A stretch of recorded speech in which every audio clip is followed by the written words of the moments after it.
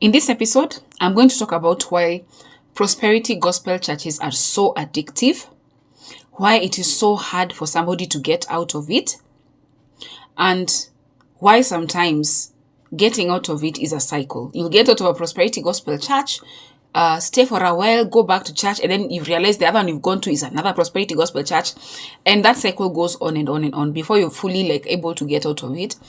And in this episode, I'm going to be using an illustration using a gambling casino. A casino, okay? Now, I don't know if you know anybody who has a gambling addiction, because it's the exact same thing as a prosperity gospel church. Exact same thing. You see, in gambling, how do casinos make their money?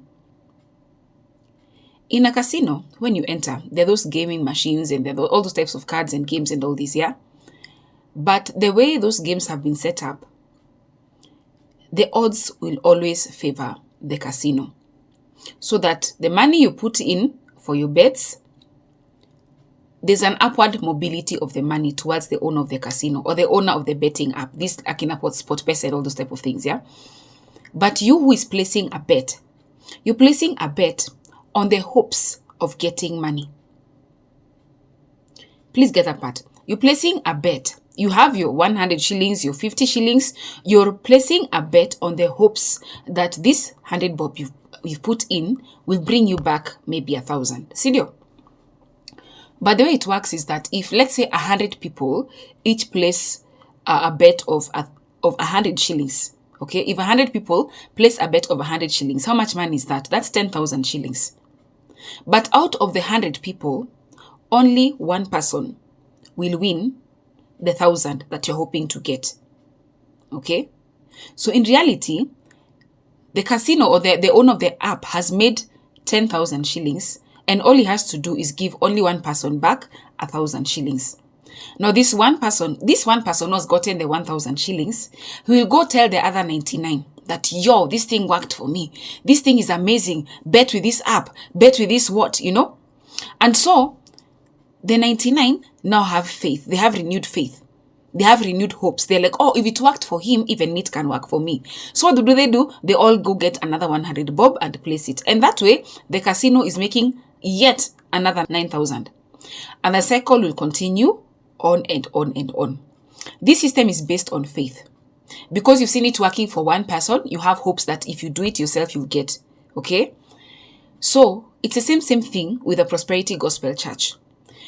Prosperity gospel basically says this, that for God to bless you, for God to increase you, for God to multiply you, you have to give God, quote unquote, money. They tell you that the man of God is so anointed, so anointed, that if you give money into him, if you sow seeds to him and to his ministry, if you partner with that ministry, if you give tithes to him, his altar is a fertile altar and it will work for you. They also bring that one person to testify. On Sundays, they usually have that person to give a testimony about how it worked for me, whether that person is acting or not, or whether actually the person received favor. We don't know.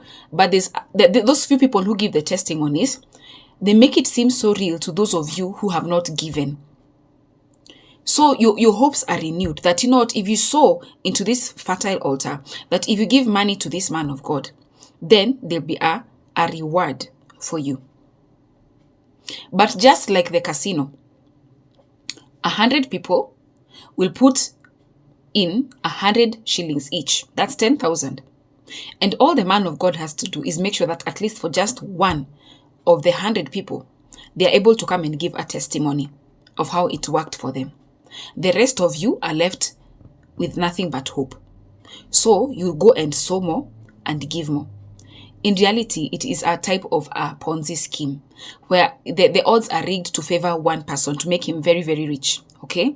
So sometimes when you tell people to leave the prosperity gospel churches, they cannot do it. Because just like a person with a gambling problem, they are addicted to the hopes. They are addicted to the expectations of what they will get out of it. And don't forget, this person has been giving their tithes, has been giving offerings, has been giving seeds for many years. And there's this thing they do. They always tell you almost. You're giving up when you're almost there. You're almost there. You've almost made it, almost. So you feel that if you pull out at this point, everything you've ever invested in terms of your tithes, your seeds, your offerings, your givings, all of that is all gonna go to garbage. So the reason why you're giving more to it is because you're afraid. Yeah, the next 100 you're giving it to secure the 10,000 you've already given. You're giving it to protect what you've already invested into it.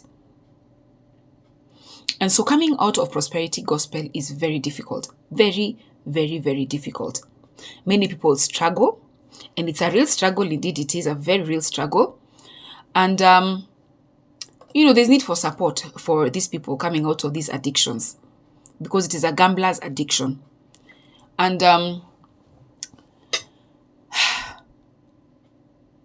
what I'd like to say to somebody like this is, if your hand causes you to sin, chop it off. It is going to be painful. What does it profit a man to gain the whole world and then lose his own soul? Think back about all the things, all the seeds you've sown into your man of God, all the tithe you've ever given. In fact, take a pen and paper, write it down, calculate the total, and then do a balance sheet of the things you've given versus the things you've gotten. Tell me if truly it is a sustainable model. Yeah? I mean, if you're earning, let's say 50,000 in a year, you're giving 5,000 of tithe every month. In a year, you have given 60,000. The thing you are sowing for, the thing you're expecting God to do for you, whether it's a promotion, whether you're hoping to be able to set up a business, whatever it is you've been hoping to be able to achieve, have you achieved it? You see, when somebody promises you something and you invest in it for 1 year, and there's a promise of returns, the first year there was no return, the second year there was no return, why are you still going on to do it for a third time? A third year? You're giving your 60,000 per annum. In 3 years, that's 180,000. What would you do right now if you had that 180,000? Giving in Christianity is not, it's not sowing. There's giving in Christianity, but Christian giving is born out of love. Christian giving is loving. It is not investing. It is not hoping that the anointing of the man of God will work for me. It is not hoping that God will do something for me in return. In Christianity, we give because we love. Because we understand the love that God has loved us with. And so we share that love with others. And we expect nothing in return when we give. But prosperity gospel will tell you that when you give to this man of God, it is a fertile altar. It will come with a return. Do that balance sheet. Tell me. Even in unaweza shikana hata group ya watu 10 in your church. You guys take your balance sheet.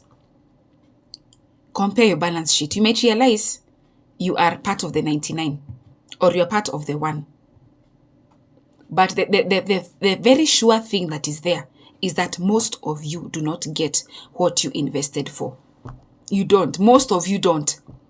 Which continues to prove that this is a casino model. It is a gambling model. It's a gambling business model. You're placing money in the hopes that it will bring back something for you.